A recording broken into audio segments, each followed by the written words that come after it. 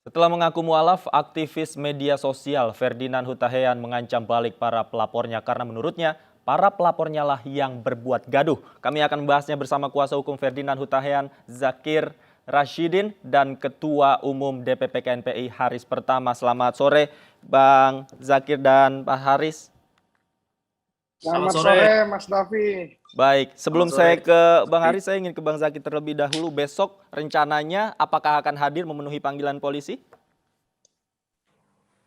Ya, seperti yang sudah disampaikan oleh klien kami, Pak Ferdinand, bahwa beliau kooperatif ya, dengan proses hukum yang berjalan di Barreskrim. Semua bukti-bukti yang kemudian dengan bukti tersebut, kenapa beliau menyampaikan atau memposting kalimat-kalimat itu juga nanti akan diserahkan. Paling tidak dengan bukti-bukti itu bisa membuat terang sebuah peristiwa.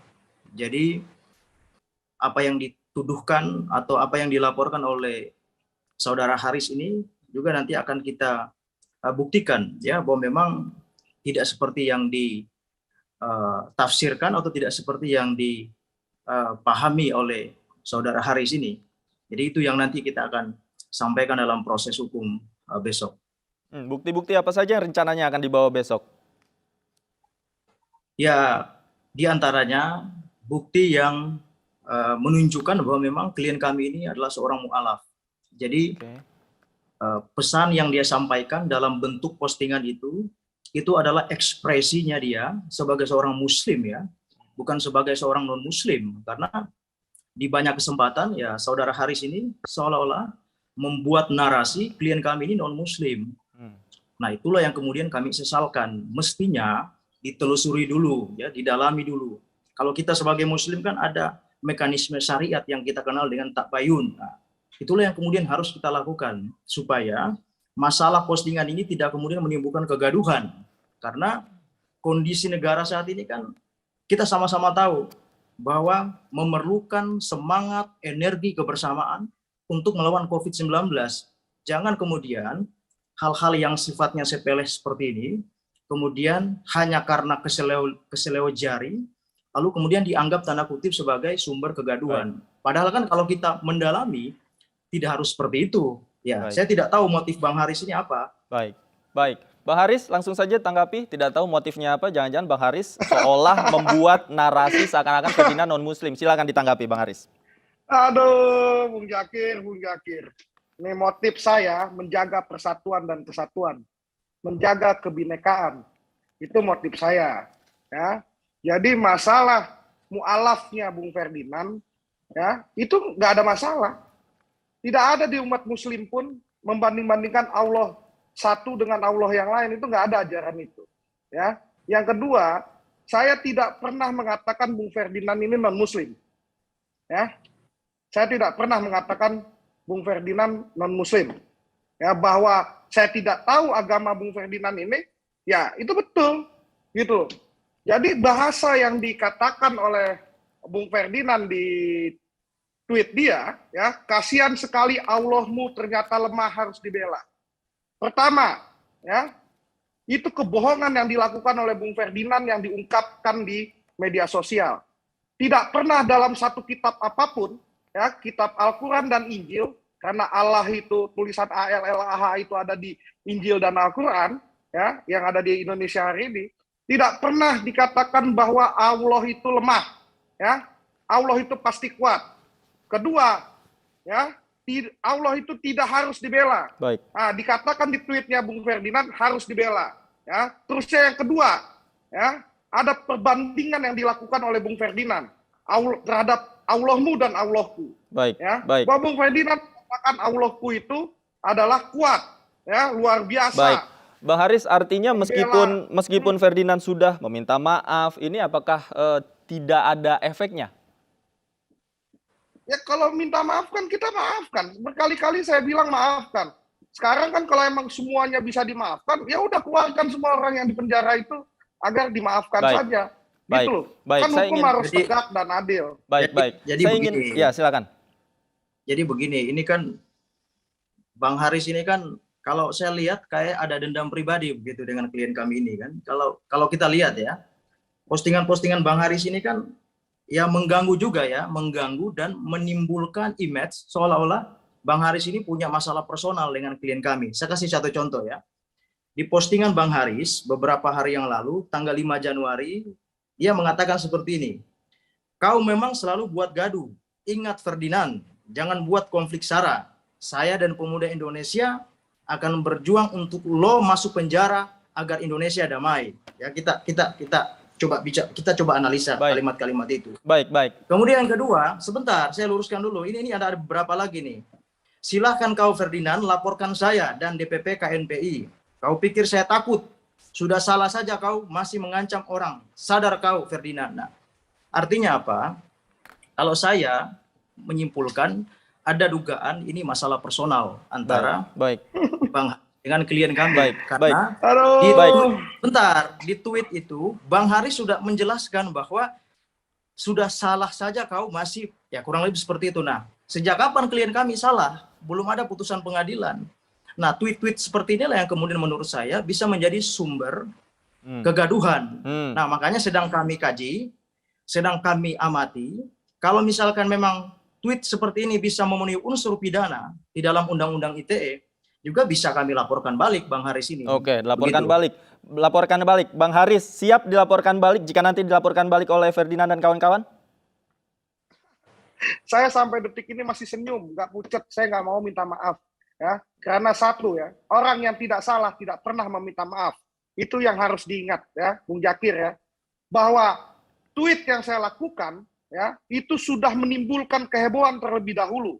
Ya, kehebohan terlebih dahulu. Bung Ferdinand itu jam 10.54 pagi men-tweet kata-kata tentang Allahmu dan Allahku itu. Ya, jam 1 malam setelah heboh semua, baru saya berpikir untuk menyelamatkan seorang Ferdinand Huta Heian. Karena ini sudah menyangkut nama Allah. Kalau saya tidak laporkan pada esok harinya, ya pada siang harinya, kemungkinan akan timbul gejolak ya, karena sudah pernah masalah surat jadi begini saja, itu persepsi Bang Haris, itu persepsi satu-satu bapak-bapak Bang Zakir nanti akan ada giliran Anda. Kalau dipotong saya stop ya. Tadi itu persepsi. Kamu nggak saya potong, kamu tidak saya potong ya. Ya silakan. Jadi pertama ya, bahwa saya melaporkan jam 1, jam setengah 2 lah, setengah 2 saya datangi Barreskrim ya, itu guna menyelamatkan seorang Ferdinand dari gejolak yang ada.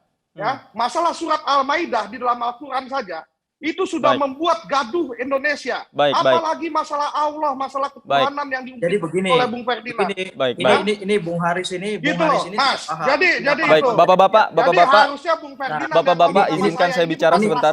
Bapak-bapak, saya ingin menjaga diskusi kita tetap berada di koridor hukum, di perspektif hukum. Nah, saya ingin kembali ke Bang Zakir. Bang Zakir, jika nanti andai kata nanti status klien Anda dinaikkan sebagai sebagai tersangka, nanti apa upaya yang akan Anda lakukan? Saya lawyernya Bang Haris. Saya lawyer Bang Haris. Saya tadi diberitahu. Baik. Saya diberitahukan tadi. Baik, Bang Haris boleh ditahan sebentar, kita berikan kesempatan Bang Zakir. Satu-satu bapak-bapak agar pemirsa juga mengerti. Silakan Bang Zakir, silakan. Pertama ini Bang Haris ini sudah bicara tadi seolah-olah merendahkan profesi pengacara ya. Wah, saya bicara di sini dalam konteks. Saya ini sarjana hukum. Sebentar. Saya sarjana hukum. Sebentar Bang Haris. Sebentar Bang Haris. Mas Zakir. Sebentar. Silakan Bang Zakir langsung saja. Bang Haris ditahan sebentar, nanti saya berikan kesempatan kepada Anda lagi Bang Haris. Sebentar saja Bang Zakir. Saya bicara dalam konteks sebagai pengacara. Ya, saya bicara dalam konteks sebagai pengacara Ferdinand. Tadi saudara Haris ini mengatakan bahwa saya bukan level dia. Nah, saya tidak tahu parameternya apa begitu. Parameternya apa? Saya di sini bicara sebagai lawyer saudara Ferdinand. Kalau kemudian dia tidak dianggap selevel, saya tidak tahu parameternya apa. Karena saya ingin bicara gitu loh. Saya ingin bicara kepada yang saya laporkan. Saya ingin Sebentar, bicara Bang Baik, Haris. kepada sebentar. Ferdinand, Bapak-bapak, kepada kalau pengacara. tidak satu persatu, Tidak nanti salah. pemirsa tidak akan Saya mengerti. ini Bapak-bapak, sebagai lawyernya, satu-satu. saya Satu-satu. Sebentar, Baik, Bang sekarang Haris. giliran saya yang Nggak bertanya. bisa. Bang Zakir dan Bang Haris, saya ingin bertanya kembali kepada Bang Zakir. Ya. Jika nanti status klien Anda, andaikan katakanlah dinaikkan sebagai tersangka, upaya apa yang kemudian akan Anda lakukan selain mempidanakan balik atau mengancam melaporkan balik, Bang Haris? Yang pertama, saya tidak ingin berandai-andai ya, karena memang posisi lagi dalam proses. Jadi saya tidak ingin berandai-andai bahwa apakah nanti menjadi tersangka atau tidak. Saya tidak ingin berandai-andai karena memang proses hukum itu tidak bisa dipakai dengan kalimat kira-kira seperti itu. Kalau nanti seperti apa yang kita lakukan, kita tidak akan ke sana. Tetapi yang pasti, klien kami akan tetap ya kooperatif untuk mengikuti proses hukum yang sedang berjalan ini. Itu. Kalaupun misalkan nanti setelah pemeriksaan, lalu kemudian dari tim hukum akan membuat laporan polisi terkait dengan dugaan tindak pidana pencemaran misalkan, ya atau misalkan juga ada dugaan tindak pidana ujaran kebencian yang bisa menimbulkan kegaduhan dan seterusnya, ini akan kita buatkan laporan. Artinya Anda sudah siap dengan bukti-bukti itu semua untuk melaporkan balik? Oh iya, pasti. Karena begini, di dalam hukum itu ada asas presumption of innocence, ada asas praduga tidak bersalah. Tetapi postingan yang disampaikan oleh saudara Haris ini, seolah-olah sudah menyimpulkan bahwa klien kami itu bersalah. Seperti postingan yang ada kami dapatkan gitu kan. Nah itu yang kemudian sedang kita kaji dari tim hukum. Meskipun saya tidak dianggap selevel oleh Bang Haris, tetapi dalam proses ini, kita akan juga harus buktikan bahwa apakah tulisan itu memenuhi unsur pidana atau tidak. Kita akan lihat. Baik, jadi Anda ingin katakan bahwa justru postingan dari Bang Haris lah yang membuat gaduh? Saya tidak katakan seperti itu, tetapi ada beberapa postingan-postingan yang sedang kita kaji. Oke, yang saya sedang garis kita bawahi. kaji. Bang Haris, tanggapan Anda? Jadi dicek dulu ya, sebelum jam 1.54 itu tidak ada saya berpikir untuk melaporkan kalau itu tidak ada masalah oleh publik. Sebentar, Puasa sebenarnya hari postingan ini- itu bukan. Bang Jangan Zakir ditahan. dipotong. Bang Zakir ditahan. Ini Jangan kesempatannya Bang dipotong, Haris. Silakan makanya Bang saya Haris lanjutkan. katakan, jangan saya bicara dengan pengacaranya, bicara dengan Ferdinand agar enak. Kalau ini kan pengacara dipotong kan gak enak. Saya pelapor dan terlapornya nggak ini. Baik, silakan, pertama Bang gini Haris. ya. Silakan Bang Haris lanjutkan. Nah, diam, bisa saya bicara? Iya, silakan Bang Haris. Silakan, Bang Ini Haris. kesempatan Bang Haris. Silakan Bang Silakan, Zakir Bang. ditahan. Jadi ya, masalah tweet dari Ferdinand ini ya, ini kan sudah heboh sampai malam. Tagar tangkap Ferdinand itu sudah muncul di Twitter ya. Keonaran yang terjadi ya dari kasus yang lama saja dulu itu tidak langsung tiba-tiba keonaran. Ada konsolidasi yang dilakukan oleh masyarakat yang merasa terhina. Nah, untuk menghindari agar tidak terjadi kegaduhan yang nyata, dan misalkan berupa aksi demo dan lain-lain, maka DPP KNPI berinisiatif melaporkan hal ini kepada polisi dan meminta kepada masyarakat Indonesia untuk tenang, ya, bahwa DPP KNPI sudah melaporkan hal ini. Tinggal masalah di kepolisian, apakah ini memenuhi unsur atau tidak. Nah, ternyata kemarin pihak kepolisian pun dari Humas Polri sudah menyatakan bahwa ini sudah masuk ke tahap penyidikan. Nah, berarti kan ini ada unsur yang memenuhi dua alat bukti. Baik. Begitu loh, Mas. Baik. Nah, itu hari ini kita serahkan. Bang Zakir tidak Jadi bisa. saya menenangkan masyarakat. Saya menenangkan masyarakat agar masyarakat tidak ya melakukan hal-hal yang tidak diinginkan. Baik, saya ingin ke Bang Zakir. Bang Zakir, hukum. ternyata faktanya kasus ini sudah naik ke tingkat penyidikan. Artinya memang polisi sudah mengantongi di situ ada indikasi pelanggaran. Nah, tanggapan Anda, Bang Zakir? Ya, seperti yang saya sampaikan di awal tadi bahwa memang klien kami kooperatif ya terhadap proses hukum yang berjalan itu. Dan kalaupun misalkan hari ini sudah masuk dalam tahap penyidikan, saya kira tidak ada yang perlu kita khawatirkan karena memang proses itu kita harus lewati dan kita harus jalani. Justru sebenarnya yang perlu menjadi pertanyaan kita adalah apakah misalkan kita punya semangat begitu untuk misalkan memenjarakan orang di situasi yang dimana beliau sudah menyampaikan permohonan maaf secara berkali-kali. Kan itu poinnya sebenarnya. Tapi kalau misalkan memang semangat Bang Haris seperti yang saya baca di postingannya akan mengirim orang ini ke penjara, ya saya juga kurang tahu sebenarnya motifnya apa. Itulah yang kemudian saya sampaikan di awal tadi, patut diduga ada masalah personal yang kita tidak tahu. Karenanya mungkin penting juga untuk kita tabayunkan ini dengan Bang Haris biar clear kan. Kalau Bang Haris berkenan. Oke, Bang Haris, kira-kira. penting juga ini untuk ditabayunkan, Bang Haris. Saya ini sebagai manusia, Mas, selalu memaafkan, ya. Sampai detik ini tidak ada saya berhubungan ya, dendam dengan Bung Ferdinand ini nggak ada. Masalah Bung Ferdinand mengkritik, saya balas kritik, itu kan nggak masalah. Saling berbalas kritik nggak masalah.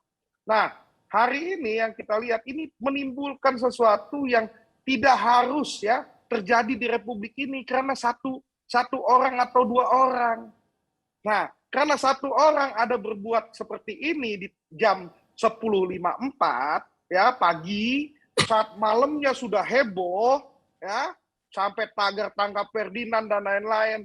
Itu kan bukan saya yang menggerakkan, bahwa ini gerakan dari masyarakat media sosial. Nah, gerakan masyarakat media sosial ini jangan sampai menjadi gerakan yang nyata. Kalau gerakan nyata, berapa korban yang akan timbul karena masalah ini? Jadi maksud Anda mencegah ini potensinya meluas kemana-mana dan menimbulkan konflik ya dengan laporan ini. Saya melihat ada potensi ini. Bang Haris sudah kami catat. Makanya saya laporkan kepada pihak polisi. Bang Haris sudah kami catat. Pak Zakir juga terima kasih atas waktunya sudah bergabung bersama kami. Sayang sekali waktu kita terbatas. Saya ingin ucapkan terima kasih sekali lagi Bang Zakir. Bang Haris juga terima kasih banyak sudah bergabung bersama kami di Anju Sore. Selamat sore Bapak-bapak.